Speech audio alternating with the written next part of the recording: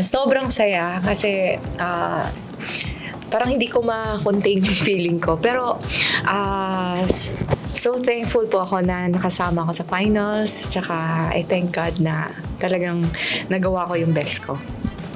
Ako po nagpapasalamat din po ako kay Lord dahil yun nga, isa din po ako sa mga nakapasok sa finals. And syempre, gagawin po namin lahat para matalo. Para matalo. Para matalo Team Mabunda. Sorry, Tito Boy. Gagawin po namin lahat para mapanalo po ang Team Mabunda. Well, sa akin, syempre, yung nilalagpasan ko sa semifinals, it's a blessing. Ngayon na nasa finals na, it's a grace. So, sobrang happy and excited. Papasalamat ako sa Panginoon dahil nakatungtong ako sa finals. Kaya papasalamat pala ako kay Lord. Ayun po, sobrang saya po namin na umabot po kami sa Grand Finals at nagtuloy-tuloy po yung journey namin dito sa Battle of the Judges po. Kaya proud na proud po kami sa sarili namin. Hindi naman po namin to ina-expect pero nagtuloy-tuloy po kami, lumaban po kami hanggang dulo po. Ayun po, another achievement unlock na naman po sa amin kasi po parang ito na po yung naging kumbaga sapat na po sa amin na nakapasok kami ng Grand Finals po. Doon pa lang po panalo na po kami agad doon at sa mga suporta ng mga kababayan po namin. Siyempre, sobrang saya. Yung feeling nga hindi mo may paliwanag kasi sa dami ng mga nakasali dito, kagaya nila, hindi naman nila-expect talaga na makarating ka doon sa Grand Final. Yung Grand Final na yun, sobrang tindi na ng labanan na yun. Sobrang saya na makasama ako doon sa Grand Final.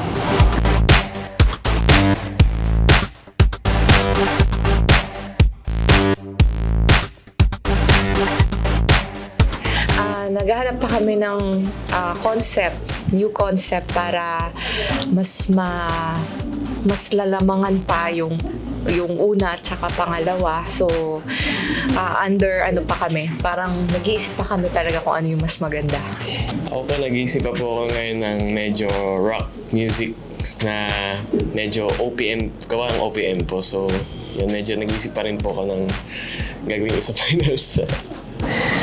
Well, sa akin medyo technical kasi talaga yung sa akin, no? So, may mga plano. Pero sana mag-work siya pagka nabuo na siya. Medyo technically based talaga yung act ko for the finals. At meron ng planong gawin. Ang akin, kailangan nag-iisip ako ng concept, parang kailangan mabigat pa, parang lamnamin ko pa yung makuha ko yung mga tao sa akin. So far po, sa ngayon po, alam po namin na tutulungan po kami ng aming mentor and alam po namin na sa kanya po manggagaling kung ano po yung sa tingin niya na babagay sa kwento namin simula po nung unang round na hanggang ngayon na babagay dun sa journey naming magkapatid. Kasi lahat yung sa semis po sobrang parang nagpaiyak kami ng mga tao, ng audience, ng mga judges. Ito pong binibigay niyang konsepto ngayon is gusto niya po is mas enjoyin lang po namin yung grand finals, hindi po maramdaman yung pressure, yung kaba dun po sa laban po namin sa finals. Paghahandaan ko talaga to at lagi ko naman pinaghahandaan ng mga performance ko na pagod, puyat, lagi na nasa akin. Lahat pinag-iisipan ko bawat detalye ng mga gagawin ko. Ultimo kalit-liitan ng mga likha ko. Talagang pinagdidiinan ko talaga na magawa yun.